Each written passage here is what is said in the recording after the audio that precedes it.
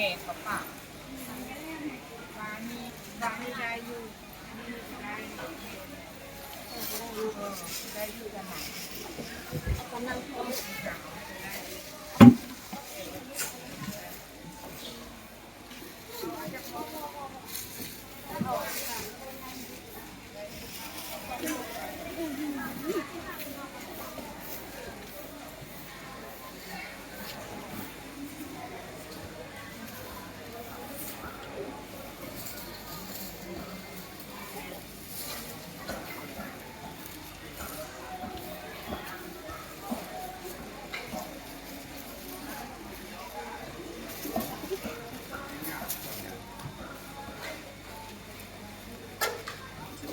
ของเขาที่มี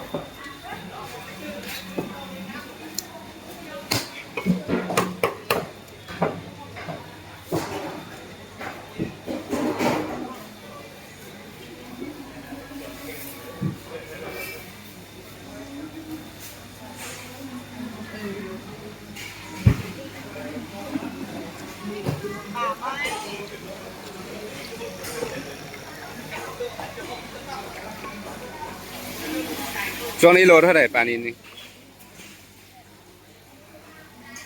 48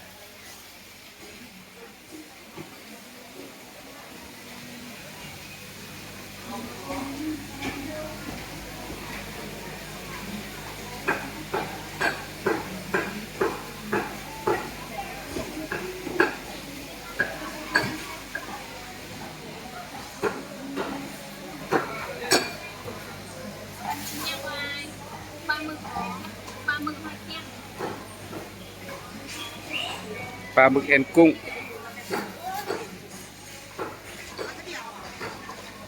อันนี้หอยแครง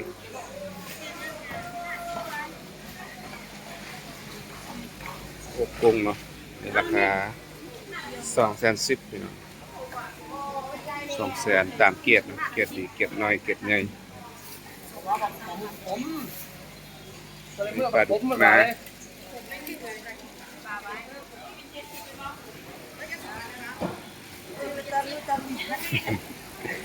ไว้สิเอาไปลง YouTube ด้วยนี่ถ้าติดตามทางโทรทัศน์เด้อ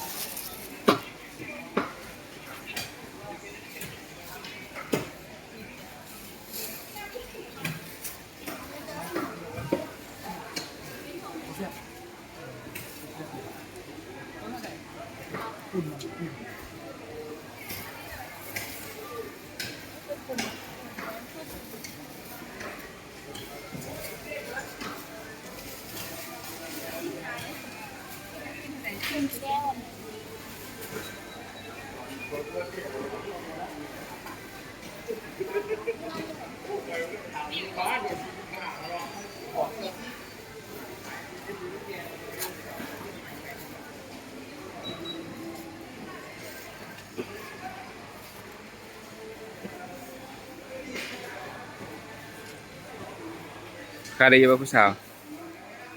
ได้ขายดีอยู่บ่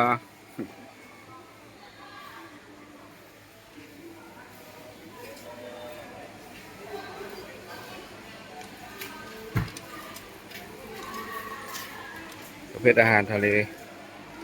และลูกชิ้น3 สั้น เสือห้องให้